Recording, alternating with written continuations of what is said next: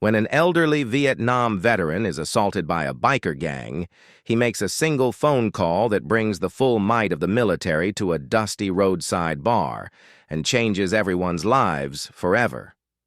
The sun beat down mercilessly on the cracked asphalt outside Murphy's Tavern, a weathered roadhouse that had seen better decades. The establishment sat like a forgotten relic along Highway 34, 30 miles from Fort Braxton Army Base. Inside the dimly lit interior, the air hung thick with cigarette smoke and the ghosts of 1,000 conversations. Frank Morrison sat alone. At the far end of the mahogany bar, his 84-year-old frame small but dignified in his worn denim jacket. The faded army cap on his head bore the insignia of the 1st Cavalry Division and 3 Purple Heart pins that caught the amber light from the overhead fixtures. His gnarled hands, scarred from decades of honest work and military service, wrapped around a steaming cup of black coffee, the same way he'd drunk it in the jungles of Vietnam 50 years ago. Before we go any further, comment where in the world you are watching from and make sure to subscribe, because tomorrow's story is one you don't want to miss. Sarah Murphy, the tavern owner's daughter, moved behind the bar with practiced efficiency. At 35, she'd inherited more than just the family business. She'd inherited the responsibility of caring for the old-timers who made Murphy's their second home. She glanced at Frank with motherly concern, noting how he seemed smaller each week, how the weight of his memories seemed to press down on his shoulders like an invisible burden. "You sure you don't want something stronger than coffee, Frank?" Sarah asked, her voice carrying the warmth of genuine affection. "On the house, as always." Frank's weathered face cracked into a gentle smile. "Coffee's fine, darling. Keeps the hands steady." He lifted the cup with both hands, a subtle tremor betraying his age. "Besides, someone's got to stay sober to keep an eye on this place." The afternoon quiet was shattered by the thunderous roar of motorcycle engines. Through the dusty windows, Sarah watched as a convoy of chrome and leather pulled into the parking lot. The Demon's Motorcycle Club had arrived for their weekly gathering, and with them came trouble that seemed to follow like their own shadow. Razor Pete, the club's sergeant-at-arms, kicked open the tavern door with his steel-toed boot. At 42, he was a mountain of a man, his arms covered in tattoos that told stories of violence and rebellion. His leather vest bore patches that proclaimed his allegiance to chaos, and his eyes held the cold calculation of someone who'd forgotten what mercy looked like. Behind him filed in a dozen other bikers, their boots heavy on the wooden floor, their voices loud and aggressive. They claimed the center of the bar like conquering heroes, demanding immediate service and attention. The atmosphere shifted immediately, tension crackling in the air like electricity before a storm. "Whiskey and keep it coming," Razor Pete barked at Sarah, slapping a $20 bill on the bar with unnecessary force. His eyes swept the room, cataloging potential threats and finding only an old man nursing coffee in the corner. Frank Morrison had seen men like Razor Pete before. In Vietnam, in the construction sites where he'd worked for 30 years, in the darker corners of American society where respect was earned through fear rather than honor. He recognized the type immediately, a bully who preyed on the weak and mistook cruelty for strength. The bikers grew louder as the alcohol flowed, their stories becoming more boastful, their laughter more harsh. They spoke of conquests, both criminal and carnal, of territories claimed and enemies crushed. Their voices filled the tavern like poisonous gas, choking out the peaceful atmosphere that had existed moments before. Frank tried to ignore them, focusing on his coffee and the memories of better times. He thought of his late wife, Margaret, of their quiet evenings on the porch watching the sunset paint the sky in shades of gold and crimson. He thought of his son Michael, killed in Afghanistan 15 years ago, and how proud he'd been to follow in his father's footsteps of service. But peace was not to be his that afternoon. Razor Pete had consumed enough whiskey to feel invincible. Enough liquid courage to transform his natural aggression into something darker and more dangerous. His eyes kept drifting to the old man at the end of the bar, irritated by Frank's quiet dignity, by the way he seemed untouched by their presence. "Hey, old-timer," Razor Pete called out, his voice slurred but carrying clear menace. "You deaf or just rude? We're trying to have a celebration here." Frank Morrison looked up slowly, his blue eyes meeting Razor Pete's bloodshot stare without flinching. "I'm neither deaf nor rude, son. I'm just enjoying my coffee in peace." The word son hit Razor Pete like a physical blow. In his world, respect was taken, not given, and certainly not dispensed by frail old men in army caps. He pushed away from the bar, his bulk making the floorboards creak ominously. "Son," Razor Pete's voice rose dangerously. "You think you can? Talk down to me, old man? You think that little hat makes you special?" Sarah Murphy moved quickly, positioning herself between the two men. "Pete, please. Frank's been coming here longer than you've been alive. He's not bothering anyone." But Razor Pete was beyond reason now, his pride wounded and his judgment clouded by alcohol and the need to assert dominance in front of his crew. "Maybe it's time Grandpa here learned some manners. Maybe someone needs to teach him that his glory days are long dead and buried." Frank Morrison stood slowly, his movements deliberate despite his age. At full height, he was still several inches, shorter than Razor Pete, but there was something in his bearing that spoke of inner steel forged in the crucible of war. His voice, when he spoke, was calm and measured. "I served 3 tours in Vietnam, son. I've buried friends, held dying boys in my arms, and watched good men give their lives for something bigger than themselves. My glory days aren't behind me, they're part of who I am every single day I wake up breathing." The tavern fell silent except for the hum of the ancient air conditioner and the distant sound of traffic on the highway. Even the other bikers seemed to sense that something significant was happening, that lines were being drawn that couldn't be uncrossed. Razor Pete's face flushed red with rage and embarrassment.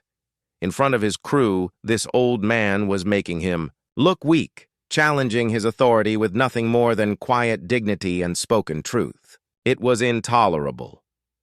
"Your war stories don't mean shit to me, old man," Razor Pete snarled, taking a step closer. "This is my world now, and in my world, respect is earned with blood and fear." "In my world," Frank replied quietly, "respect is earned through service, sacrifice, and protecting those who can't protect themselves. We seem to come from very different worlds." The philosophical difference hung in the air like a gauntlet thrown down. Razor Pete saw only one way to resolve the challenge to his authority, only one language he truly understood. His hand shot out, shoving Frank Morrison hard in the chest. The elderly veteran, caught off guard and weakened by age, stumbled backward. His foot caught on the leg of a bar stool, and he went down hard, his frail body hitting the wooden floor with a sickening thud. His army cap flew off, revealing thin white hair and a scalp marked by old scars. For a moment, Frank lay still, stunned by the impact. Sarah Murphy screamed, rushing to his side, while the other patrons sat frozen in shock. Even some of the bikers looked uncomfortable, recognizing that a line had been crossed. But Razor Pete felt only satisfaction. He'd reasserted his dominance, reminded everyone in the room who held the power. He looked down at the fallen veteran with contempt. "Stay down, old man. Your time is over." Frank Morrison struggled to sit up, Sarah's hands gentle but insistent, as she tried to help him. Blood trickled from a cut on his forehead where he'd struck the floor, and his breathing was labored. But his eyes burned with a fire that spoke of battles fought and principles never surrendered. "My time," he said quietly, accepting Sarah's help to stand, "is never over as long as there are bullies in this world who think might makes, right?" Razor Pete laughed, a harsh sound devoid of humor. "Big words from a man who can't even stay on his feet. What are you going to do about it, Grandpa? Call the cops? Write your congressman?" Frank Morrison retrieved his army cap from the floor, dusting it off with reverent care before placing it back on his head. The Purple Heart pins caught the light, reminders of blood shed in service of ideals that seemed forgotten in this moment. "I'm not going to do anything," Frank said, his voice carrying a weight that made several people in the room unconsciously lean forward to hear. "But actions have consequences, son. And sometimes those consequences come from directions you never expect." He turned to Sarah, pressing a $5 bill into her hand. "For the coffee, darling. And I'm sorry about the blood on your floor." With as much dignity as he could muster, Frank Morrison walked slowly toward the door, his back straight despite the pain, his head held high despite the humiliation. The bikers parted before him like the Red Sea, some looking ashamed, others simply puzzled by his calm acceptance of defeat. As the door closed behind him, Razor Pete raised his whiskey glass in a mock toast. "To knowing your place in the world," he declared loudly. "Some people never learn." But if he had followed Frank Morrison outside, if he had watched the old veteran pull out an ancient cell phone and make a single phone call, he might have learned that some lessons come with a price higher than anyone expects to pay. Outside Murphy's Tavern, Frank Morrison leaned against his faded blue pickup truck, his hands shaking slightly as he pulled out his cell phone. The device was old and basic, but it contained a contact list that represented decades of military service and brotherhood forged in the crucible of combat. His fingers scrolled through names that read like a roll call of American military history: Rodriguez, Thompson, Chen, Williams, Jackson. Each name represented a story, a shared experience, a bond stronger than blood. But there was one name he sought, one contact that could move mountains when the situation demanded it: Colonel James Hawk Patterson, Ret. Frank's former commanding officer, his mentor, and the man who had pulled him from a burning helicopter in the Mekong Delta 47 years ago. More importantly, Hawk was currently the commander of the 160th Special Operations Aviation Regiment, the elite unit known as the Night Stalkers, stationed just 30 miles away at Fort Braxton. Frank's thumb hovered over the contact for a moment. In all the years since Vietnam, through Margaret's cancer, through his son's death, through the countless struggles of civilian life, he had never called in favors from his military family. He'd carried his burdens alone, the way his generation had been taught to do. But today was different. Today wasn't about him. The phone rang twice before a familiar gravelly voice answered. "Frank Morrison, you old bastard. Please tell me you're finally ready to come out of retirement and help me train these young hotshots." Despite everything, Frank smiled. Hawk Patterson's voice carried him back to Firebase Delta, to shared cigarettes and whispered conversations. About home, during the endless nights when sleep meant vulnerability and vulnerability meant death. "Hawk," Frank said, his voice steady despite the emotions churning inside him. "I need to tell you something, and I need you to listen without interrupting." The tone change was immediate and unmistakable. Colonel Patterson had spent 4 decades in the military, had commanded men in combat zones across the globe, and he recognized the voice of a soldier reporting a situation that demanded immediate attention. "Go ahead, Frank. You have my full attention." Frank Morrison took a deep breath and began to speak. He told Hawk about the confrontation in the tavern, about Razor Pete's disrespect and aggression, about being shoved to the ground like a piece of garbage. But more than that, he spoke about what the incident represented: the casual brutality of men who had never learned the meaning of honor, the targeting of veterans simply because they were seen as weak and vulnerable. "This isn't about revenge. Hawk," Frank concluded, wiping blood from his forehead with a paper napkin, "this is about sending a message that some things are still sacred in this country, that the uniform means something, that service means something, that you don't put your hands on a veteran without consequences." Colonel Patterson listened without comment, but Frank could hear the change in his breathing, could sense the cold fury building on the other end of the line. When Frank finished his account, the silence stretched for nearly 30 seconds. Frank? Hawk's voice had taken on the tone of command that had once directed airstrikes and coordinated rescue missions. Where are you right now? Murphy's Tavern, on Highway 34. The bikers are still inside, probably drinking themselves stupid and bragging about what they did. How many of them? Dozen, maybe 15. Demon's Motorcycle Club. The one who put his hands on me calls himself Razor Pete. Another pause, then the sound of papers rustling and keyboards clicking. Frank, I want you to drive home. Lock your doors. And don't go anywhere for the rest of the day. Can you do that for me? Hawk, I don't want you doing anything that's going to get you in trouble. I shouldn't have called Frank Morrison. The colonel's voice cut through his protests like a blade. 47 years ago, you carried me 2 miles through enemy territory with a bullet in your leg and half the North Vietnamese army hunting us. You saved my life. And more than that, you taught me what it means to have honor in a world that often forgets what honor looks like. Frank felt tears threatening, memories of that terrible day flooding back. The helicopter crash, Hawks broken, ribs, the endless trek through jungle that seemed designed to kill them both. That was a long time ago, Hawk. Honor doesn't have an expiration date, Frank, and neither does Brotherhood. Go home. Let me handle this. The line went dead, leaving Frank Morrison standing alone in the parking lot, watching through the window as Razor Pete regaled his audience with what was probably an exaggerated account of the confrontation. The old veteran climbed into his pickup truck, started the engine, and drove slowly toward home, unaware that he had just set in motion events that would become legend in the bars and barracks of Fort Braxton. Colonel James Patterson stood in his office, looking out at the flight, line where Black Hawk helicopters sat like sleeping predators in the afternoon sun. His aide, Major Lisa Chen, appeared in the doorway with a questioning look. Sir, is everything all right? Hawk Patterson turned from the window, his face set in lines that his subordinates had learned to recognize as the prelude to swift and decisive action.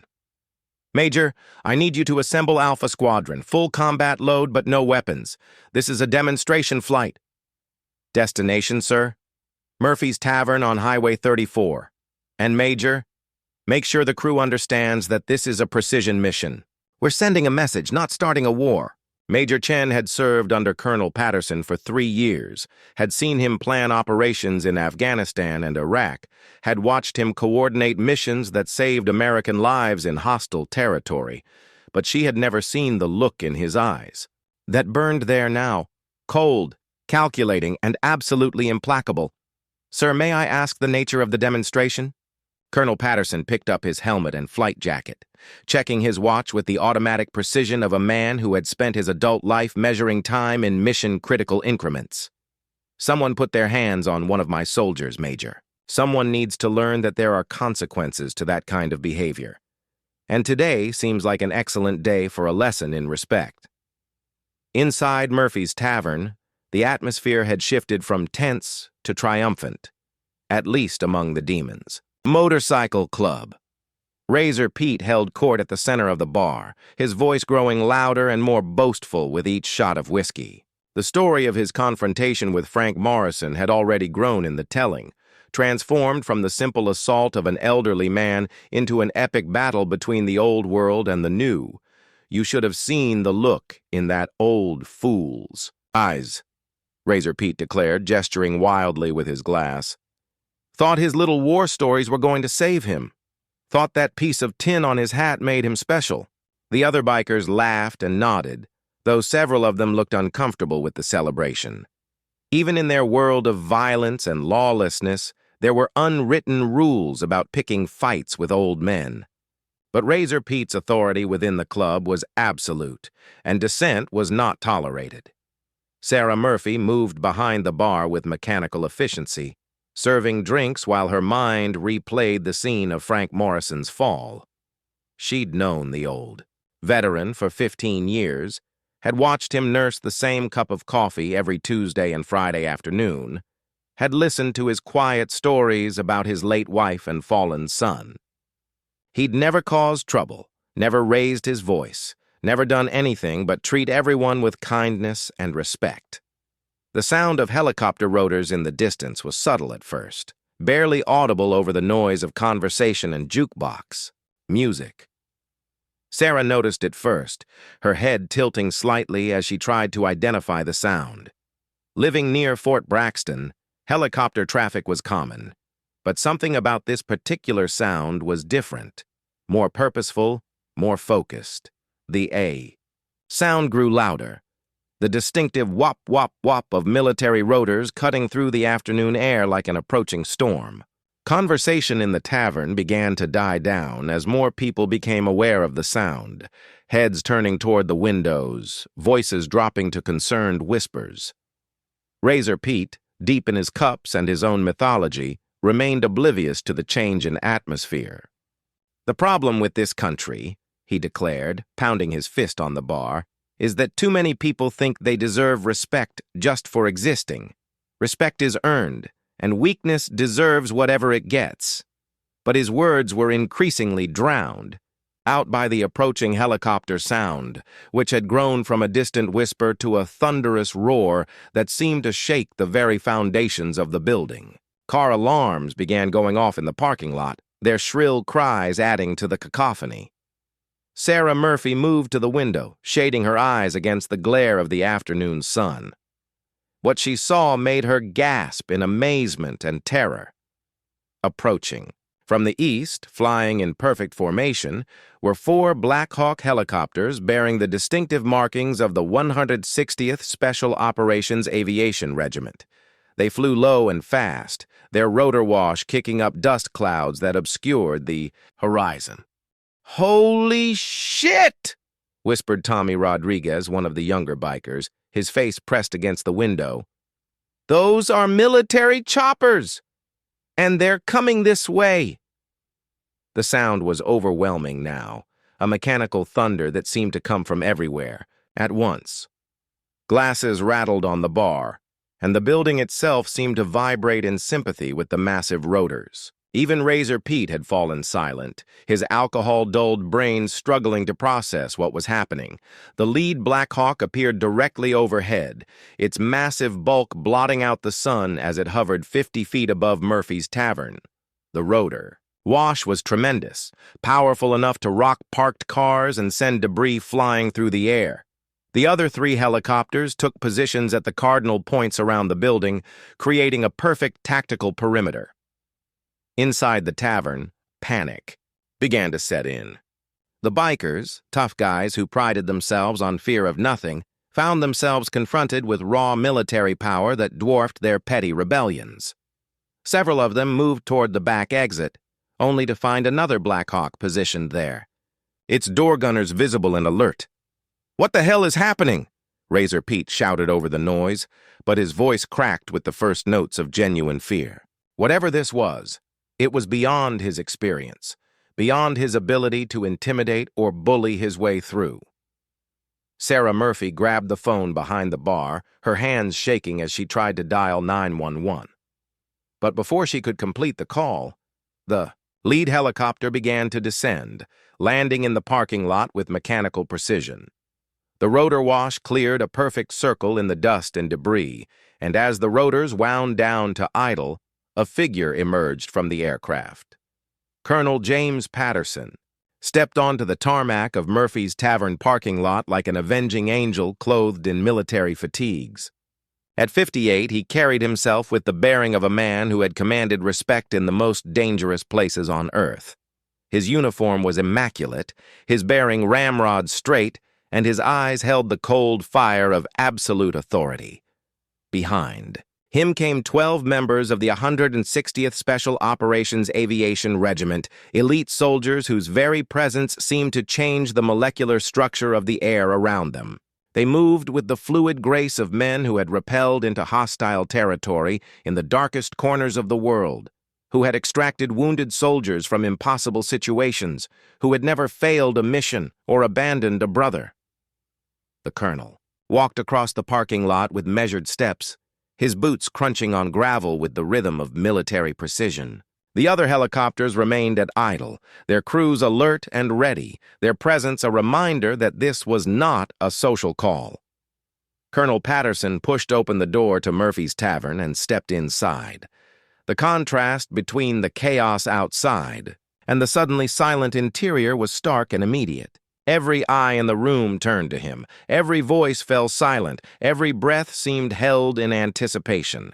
His gaze swept the room with tactical efficiency, cataloging faces, assessing threats, identifying his target. When his eyes fell on Razor, Pete, they locked with the intensity of a laser sight finding its mark. "Gentlemen," Colonel Patterson said, his voice carrying easily through the silence despite its conversational tone. "My name is Colonel James Patterson, commanding officer of the 160th Special Operations Aviation Regiment. I believe one of you had an encounter with Master Sergeant Frank Morrison, retired earlier this afternoon." The silence stretched like a taut wire, broken only by the distant sound of helicopter rotors and the hammering of hearts that suddenly seemed too loud in the enclosed space. "Now," the colonel continued, his voice never rising but somehow filling every corner of the room, "I'd like to have a conversation with the individual who thought it was appropriate to put his hands on an 84-year-old combat veteran. I believe the gentleman in question goes by the name Razor Pete." Every eye in the room turned to Razor Pete, who suddenly found himself the center of attention in a way he had never desired. The swagger and confidence that had carried him through the afternoon evaporated like morning mist, replaced by the cold realization that he was face to face with consequences he had never imagined possible. Razor Pete stood frozen at the bar, his whiskey glass trembling in his hand as Colonel Patterson's gaze bore into him like a physical force. The biker who had seemed so imposing just minutes before now appeared small and insignificant. A playground bully suddenly confronted by adult authority he couldn't intimidate or fight. I don't know what you're talking about," Razor Pete stammered, his voice barely above a whisper. The lie hung in the air like smoke, transparent and unconvincing even to himself. Colonel Patterson took 3 measured steps forward, his boots clicking on the wooden floor with the precision of a metronome. "Let me help you remember," he said, his voice carrying the patient tone of a teacher addressing a particularly slow student. "Approximately 45 minutes ago, you physically assaulted an elderly veteran in this establishment. You shoved Master Sergeant Morrison to the ground, causing him to strike his head and sustain injuries." The colonel paused, letting the words sink in, while his eyes never left Razor Pete's face. "Master Sergeant Morrison served 3 tours of duty in Vietnam. He earned 3 Purple Hearts, a Bronze Star, and a Silver Star for gallantry in action. He saved the lives of 17 American soldiers during his service, including mine." The revelation hit the room like a physical blow. Even the other bikers, hardened criminals though they were, recognized the weight of what had just been revealed. This wasn't just about an old man in a bar. This was about someone who had bled for his country, who had earned his place in the pantheon of American heroes. "He's a fraud," Razor Pete said desperately, grasping for any defense that might salvage the situation. "Just some old drunk playing dress-up, trying to get free drinks and sympathy." Colonel Patterson reached into his breast pocket and withdrew a smartphone. With deliberate movements, he scrolled through what appeared to be an official military database, then turned the screen toward Razor Pete. "Master Sergeant Frank Morrison, serial number RA 147853996, enlisted February 1968, aged 18. First deployment to Vietnam, March 1969. Wounded in action, May 15, 1969, during the Battle of Hamburger Hill. Returned to duty after medical treatment. Second deployment, January 1970. Wounded in action, August 3, 1970, during Operation Masher. Returned to duty. Third deployment, October 1971. The colonel's voice never wavered, each fact delivered with the precision of a court record. Silver Star citation reads, "For conspicuous gallantry and intrepidity in action against the enemy. When his unit came, Under intense enemy fire, Sergeant Morrison exposed himself to hostile rounds to rescue wounded comrades, carrying them to safety across 200 meters of enemy-controlled terrain. His actions saved the lives of 4 soldiers and exemplified the highest traditions of military service. Razor Pete's face had gone pale, the reality of his situation beginning to penetrate the alcoholic haze that had clouded his judgment.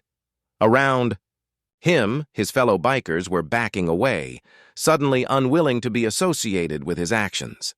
"Now," Colonel Patterson continued, pocketing his phone with deliberate care, "let's discuss the consequences of your actions. You assaulted a decorated war hero. You disrespected a man who has given more to this country than you could possibly understand. And you did it in front of witnesses, with pride and malicious intent." The colonel turned to address the room at large, his voice carrying to every corner of the tavern. "Ladies and gentlemen, I want you to understand something.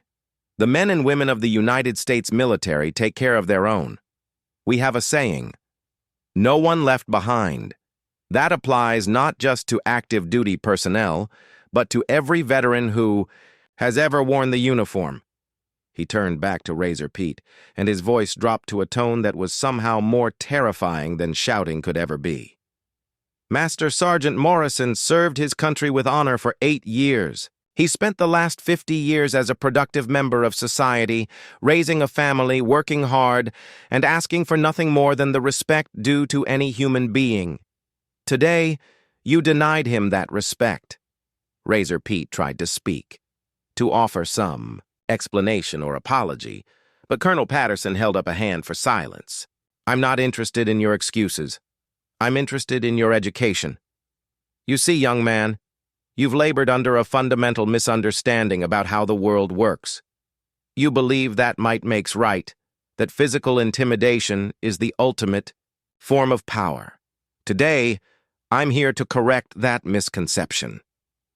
The colonel gestured toward the windows, where the silhouettes of the Black Hawk helicopters were clearly visible. "Those aircraft represent millions of dollars of taxpayer investment. The men operating them are among the most highly trained soldiers in the world. This entire operation, fuel, personnel, equipment, costs approximately $50,000 per hour." He let that figure sink in before continuing. "We flew here today for one reason, to demonstrate that Master Sergeant Morrison is not alone, that he is not forgotten, and that actions have consequences. Every veteran in this country has brothers and sisters still serving, still ready to answer the call when one of our own needs protection." Razor Pete's legs seemed to give out beneath him, and he slumped against the bar for support. The magnitude of what he had done, not just assaulting an old man, but attacking someone connected to the most powerful military in the world, was finally becoming clear. What do you want from me?" he whispered. Colonel Patterson studied him for a long moment, weighing his response with the care of a judge pronouncing sentence. "I want you to understand 3 things. First, Master Sergeant Morrison has more honor in his little finger than you possess in your entire body. Second, veterans are not easy targets for your cowardice and bullying. Third, there are forces in this world far more powerful than your little motorcycle club." The colonel turned to Sarah Murphy, who had been watching the entire exchange with wide-eyed amazement. "Ma'am, has this establishment suffered any damages as a result of today's incident?" Sarah glanced around the tavern, taking inventory of overturned chairs and spilled drinks. "Some cleanup, maybe $50 worth." Colonel Patterson reached into his wallet and placed a $100 bill on the bar. "For the damages and your trouble, please give Master Sergeant Morrison my regards when you see him next." He turned back to Razor Pete one final time. "As for you, I suggest you spend some time thinking about the kind of man you want to be. You can continue down the path of bullying and intimidation, preying on those you perceive as weak. Or you can learn from this experience and find a better way to live." The colonel moved toward the door, then paused and looked back. "One more thing. Master Sergeant Morrison asked me not to hurt you. He said, and I quote, "Even bullies deserve a chance to learn and grow." That's the kind of man he is. I suggest you remember that. With military precision, Colonel Patterson walked out of Murphy's tavern and back to his helicopter. The other members of the 160th followed him, their mission complete. Within minutes, all 4 Black Hawks were airborne, again disappearing into the afternoon sky as quickly as they had arrived. Inside the tavern, silence reigned for nearly a full minute before anyone dared to speak. When conversation finally resumed, it was in hushed, reverent tones. The story of what had happened would spread through the community like wildfire, growing in the telling until it achieved the status of legend. Razor Pete remained at the bar, staring into his whiskey glass as if it contained answers to questions he was just beginning to understand how to ask. For the first time in his adult life, he had encountered power greater than his own, authority he couldn't challenge, consequences he couldn't escape through violence or intimidation. The lesson was delivered, received, and would never be forgotten. The sun was setting over Murphy's tavern as the last echoes of helicopter rotors faded into memory. Inside, the atmosphere had transformed completely from the charged tension of earlier to something approaching reverence. Word of the afternoon's events had already begun to spread through the community, carried by cell phone calls and text messages that would ensure the story reached every corner of the county before midnight. Sarah Murphy moved through the tavern, quietly cleaning up the aftermath of the confrontation. The overturned chairs had been righted, the spilled drinks mopped up, but the real damage, the shift in the moral landscape of her establishment, was something that would take much longer to assess. She found herself glancing repeatedly at the spot where Frank Morrison had fallen, imagining she could still see traces of his blood on the worn wooden floor. Razor Pete remained at the bar, but the man who sat there now bore little resemblance to the swaggering bully who had entered hours earlier.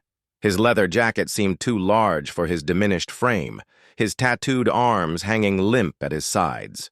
The whiskey in his glass had grown warm and untouched as he stared into its amber depths, perhaps seeing his own reflection and finding it lacking. The other members of the Demon's Motorcycle Club had made their excuses and departed one by one, suddenly remembering pressing obligations elsewhere. The Brotherhood that had seemed so strong in the face of an elderly veteran's quiet dignity had evaporated the moment real consequences appeared on the horizon.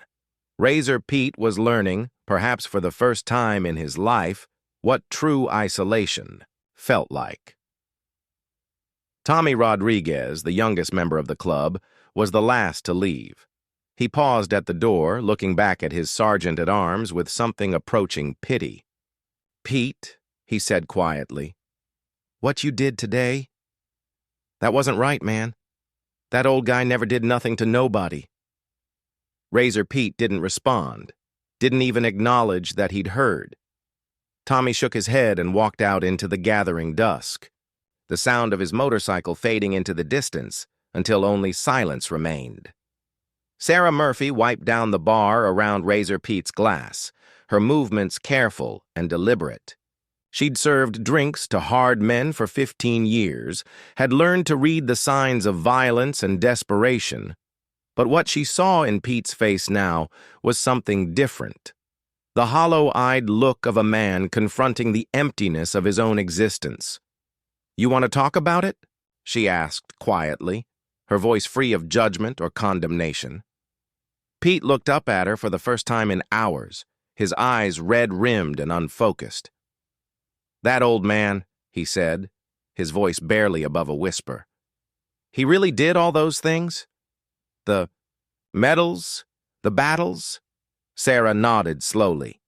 "Frank Morrison is one of the finest men I've ever known.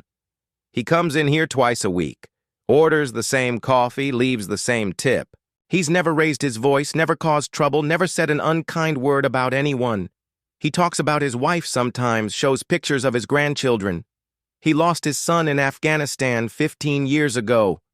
The information hit Pete like physical blows, each revelation adding weight to the crushing realization of what he had done. He'd assaulted not just an old man, but a Gold Star father, a decorated war hero, someone who had sacrificed more for his country than Pete could even comprehend. "Jesus," Pete whispered, his head dropping into his hands. "What have I done?" Miles away, in a modest ranch home on the outskirts of town, Frank Morrison sat in his living room, an ice pack pressed to the bruise on his forehead. The house was quiet, except for the ticking of an antique clock that had belonged to his late wife, Margaret. Photographs lined the mantelpiece, their wedding day, family vacations, his son Michael in his army dress uniform, grandchildren at various stages of growth.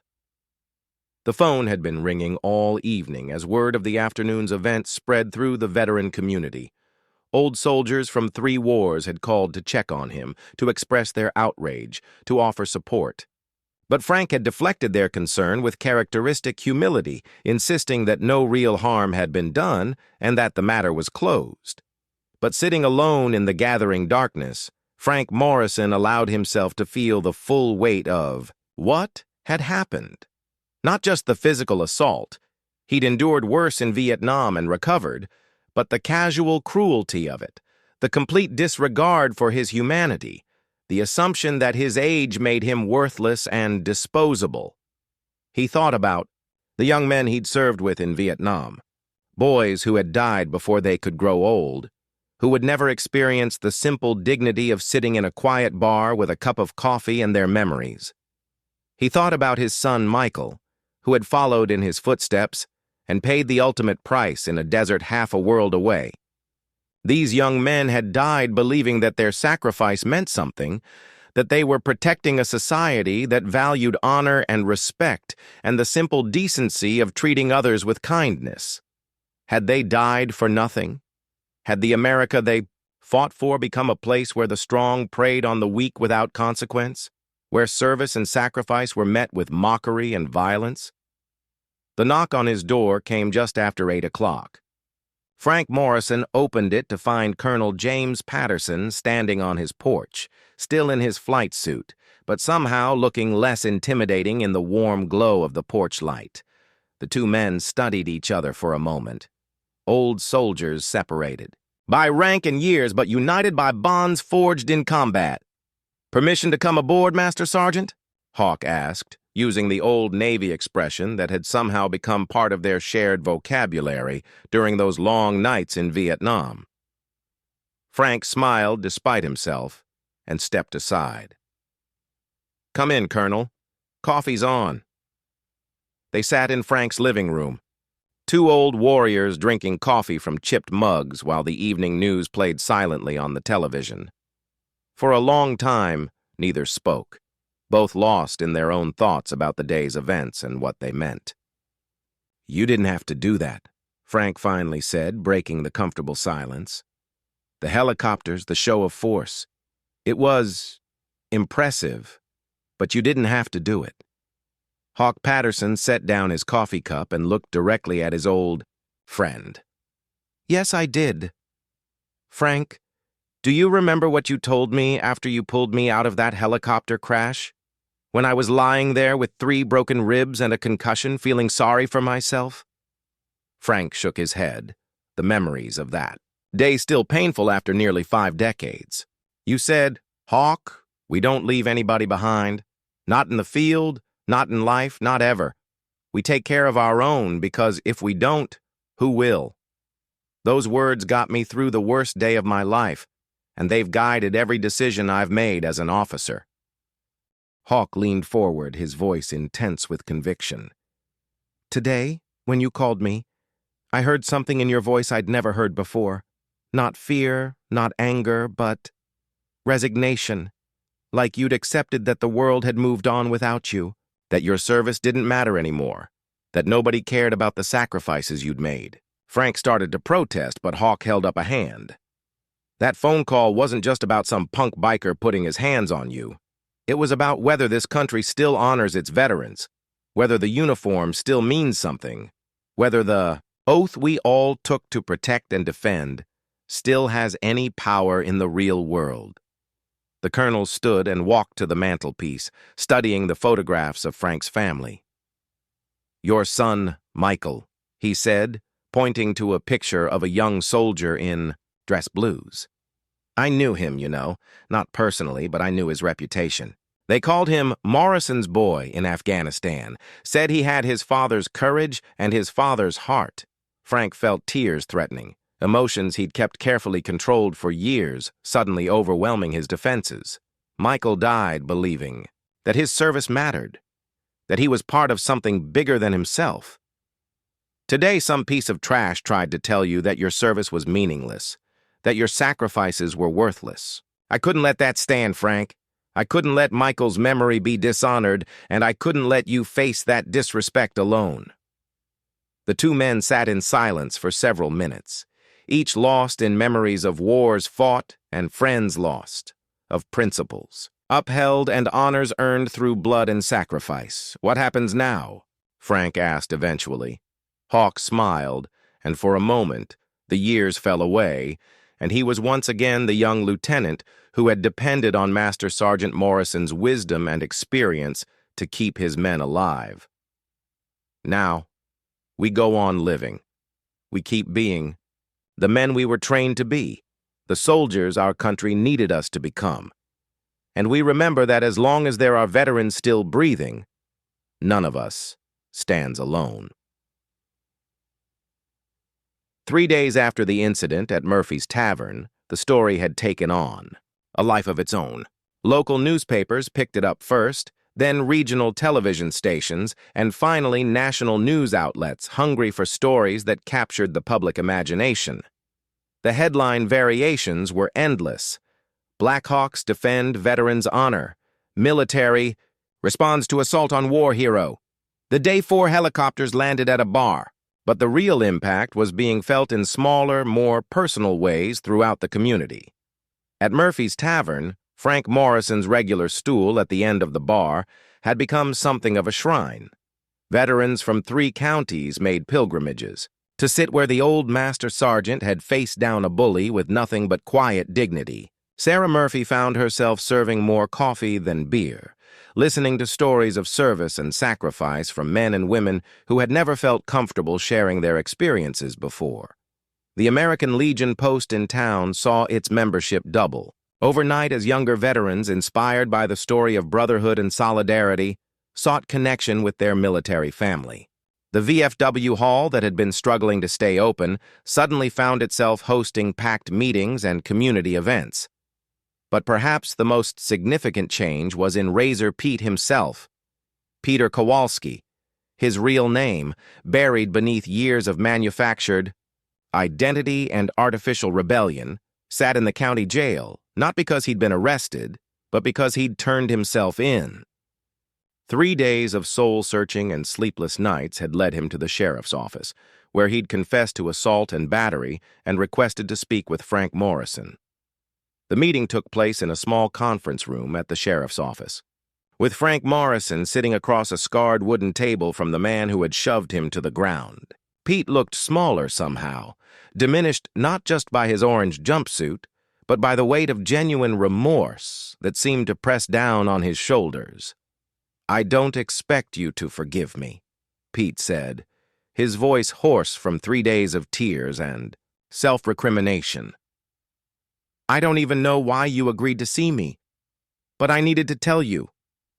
I needed you to know that I understand now what I did, who you are, what you've given to this country." Frank Morrison studied the younger man with eyes that had seen the best and worst of human nature. "Tell me about yourself, son. Not the motorcycle club, not the tough guy act. Tell me about Peter Kowalski." The use of his real name hit Pete like a physical blow. He looked up in surprise, wondering how the old veteran had learned something he'd buried for years. "Small-town newspaper ran your mugshot," Frank explained quietly. "Birth name, hometown, family. Turns out you're from Millfield, Ohio, population 3,200. Your father worked at the steel mill for 30 years before it closed down. Your mother was a teacher." Pete's hands clenched into fists on the table, not from anger, but from the pain of memories he'd spent years trying to forget. "They were good people," he whispered. "They deserved better than what I became." "What happened?" Frank asked, his voice carrying the gentle authority of a father confessor. The story came out in fragments, interrupted by long silences and barely controlled emotions. A childhood marked by poverty and instability, a father who drank away his pain after losing his job, a mother who worked 3 jobs trying to hold the family together. Peter had joined the motorcycle club at 18, seeking the brotherhood and identity that his fractured family couldn't provide. "I never served," Pete said, the admission seeming to cause him physical pain. "Never had the courage to put on the uniform, never did anything worth remembering. When I saw you sitting there looking so dignified, so sure of your place in the world, I guess I wanted to tear that down, make you as small as I felt." Frank. Morrison listened without judgment, recognizing in Pete's story the same pain and confusion that had driven so many young men to make destructive choices. Military service isn't the only way to serve your country, son. Your mother served by teaching children. Your father served by providing for his family. Service comes in many forms. "But I haven't served anyone," Pete protested. "I've spent 20 years taking from this world, hurting people, being exactly the kind of man my parents tried to raise me not to be." Frank leaned forward, his weathered hands folded on the table. "The question isn't what you've been, Peter. The question is what you're going to be from this day forward." The conversation lasted for 2 hours, ranging over topics from military service to family responsibility to the meaning of redemption.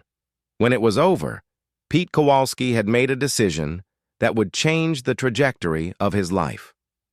2 weeks later, Peter Kowalski stood in the recruitment office of the United States Marine Corps, raising his right hand to take the oath of enlistment. At 42, he was older than most recruits, but the Marines were willing to take a chance on a man who had been personally recommended by a decorated Army veteran. The transformation didn't happen overnight. Boot camp at Paris Island was brutal for a man who had spent 2 decades living soft, but Pete endured it with the grim determination of someone seeking redemption rather than adventure. His drill instructors, informed of his background, pushed him harder than most, but they also recognized in him the kind of raw material that could be forged into something valuable. Frank Morrison followed Pete's progress through letters and phone calls, offering encouragement and wisdom drawn from his own military experience. The old veteran had taken on the role of mentor and father figure to the young man who had once been his attacker, proving that grace and forgiveness could triumph over hatred and violence.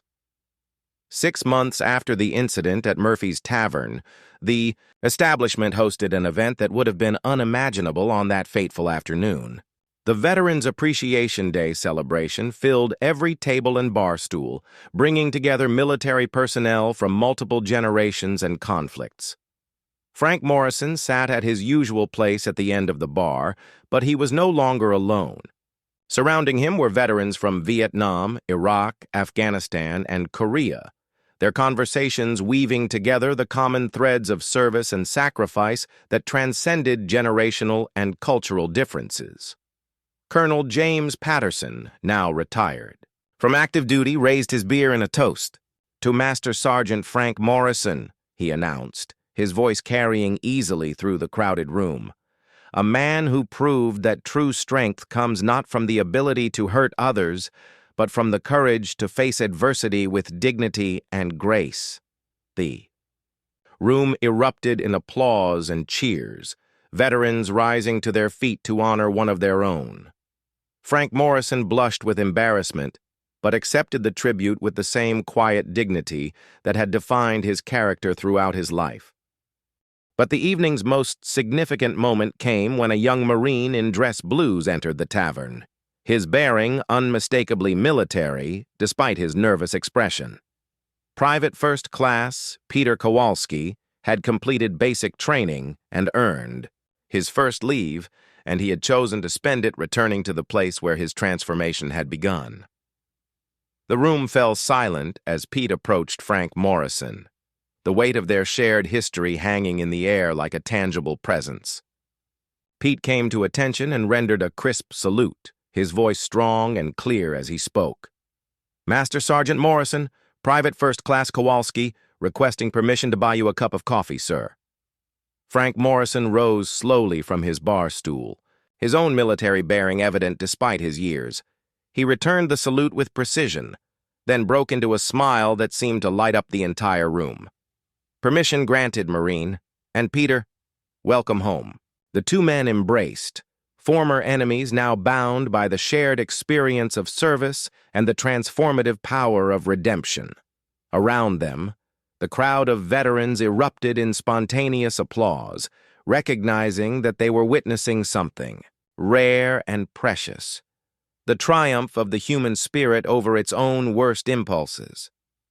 Sarah Murphy, watching from behind the bar, felt tears streaming down her face as she thought about the journey that had brought them all to this moment. 6 months ago, her tavern had been the scene of an ugly confrontation between a bully and an old man. Tonight, it was hosting a celebration of brotherhood, forgiveness, and the enduring power of second chances. Pete Kowalski, now Private First Class Kowalski, had found his place in the world at last.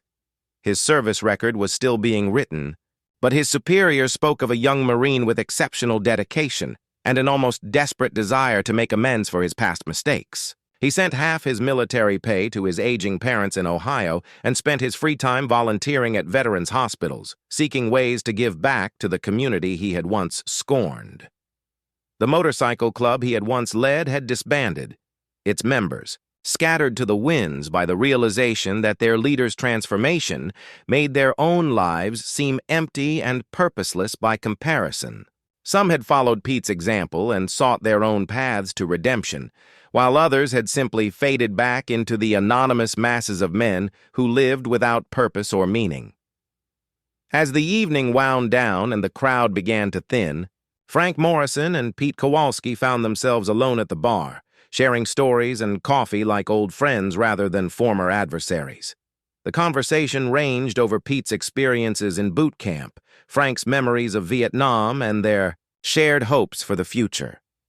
"I still don't understand why you forgave me," Pete said as the night grew late. "After what I did, how I treated you, I would have understood if you'd wanted me to rot in prison." Frank Morrison sipped his coffee, considering his response with the careful thought he brought to all important questions. "In Vietnam, I learned that we're all capable of terrible things under the right circumstances. Fear, anger, desperation, they can make monsters of good men and women. But I also learned that redemption is always possible for those who seek it with a sincere heart." He turned to look directly at Pete, his eyes holding the wisdom of 8 decades of life. "You came to me not seeking excuses or forgiveness, but understanding and a chance to make amends. That took more courage than anything I ever did in combat." Pete felt tears threatening again, overwhelmed by the grace he had been shown by a man who had every right to hate him. "I want to make you proud, Sergeant. I want to be worthy of the uniform, worthy of the second chance you've given me." Frank Morrison smiled and placed a weathered hand on Pete's shoulder. "Son, you've already made me proud. The moment you decided to change your life, to seek something better than what you were, you honored every veteran who ever wore the uniform. We don't ask for perfection from our brothers and sisters. We ask for effort, dedication, and the commitment to be better tomorrow than we were today." Outside Murphy's tavern, the night was clear and cold, stars visible despite the glow of distant city lights. The parking lot that had once hosted 4 Black Hawk helicopters now held the modest vehicles of working people, pickup trucks, sedans, motorcycles ridden by men and women who had earned the right to call themselves warriors. As Frank Morrison and Pete Kowalski walked to their respective vehicles, both men reflected on the strange journey that had brought them together. 6 months ago, they had been enemies, separated by violence and misunderstanding. Tonight, they were brothers, united by the transformative power of service and the recognition that every person deserves a chance at redemption. The story of the Blackhawks at Murphy's Tavern would become legend in the military community, told and retold around barracks and bases across the world. But the real story, the story of two men who found common ground across a divide of age, background, and circumstance, was quieter and more personal, known only to those who had witnessed the transformation firsthand. 1 year later, Murphy's Tavern had become an unofficial headquarters for veteran services in the county. The back room hosted weekly meetings of various veterans organizations, support groups for combat stress, and career counseling sessions for transitioning military personnel. Sarah Murphy had hired 3 additional staff members, all veterans themselves, to handle the increased business that came with being known as the place where veterans were always welcome. Frank Morrison, now 85, continued his twice-weekly visits to the tavern, but his solitary coffee hours had evolved into informal mentoring sessions for younger veterans struggling with their own transitions to civilian life. His quiet wisdom and patient ear provided comfort to men and women dealing with trauma, unemployment, family problems, and the 1,000 small difficulties that came with leaving military service. Private First Class Peter Kowalski, now promoted to Lance Corporal, had distinguished himself during his first deployment to Eastern Europe, where his unit provided humanitarian assistance to refugees fleeing regional conflicts.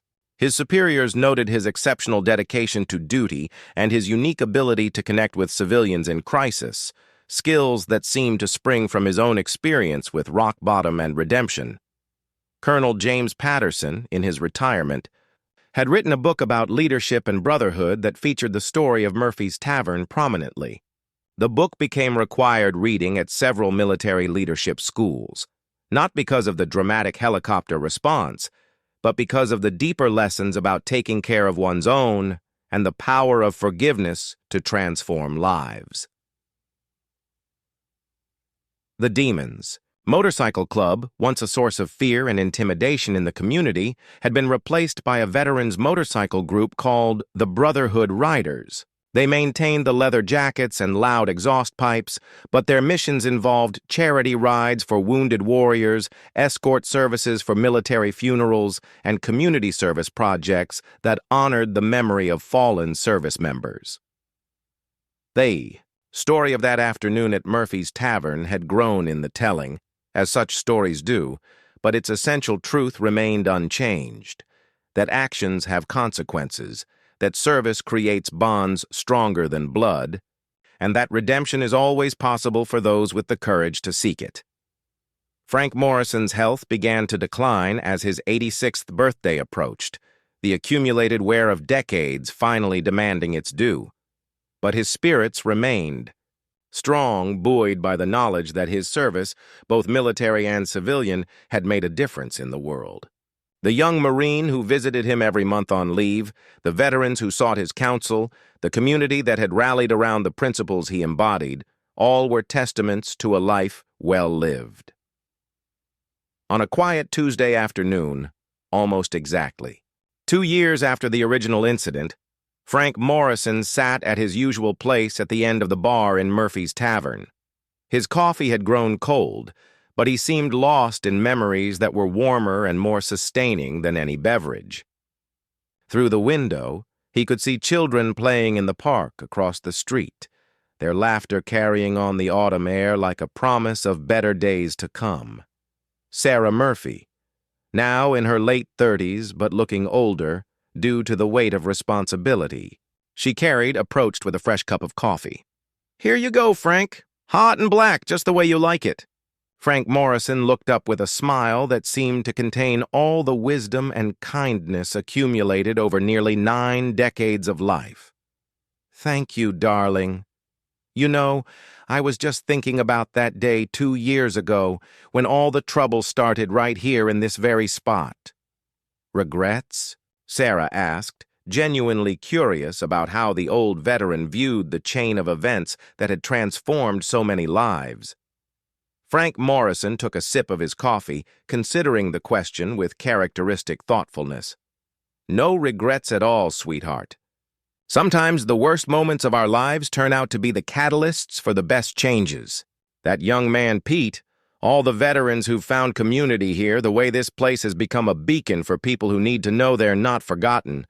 None of that would have happened if I hadn't gotten knocked down that day." He paused, his eyes twinkling with gentle humor.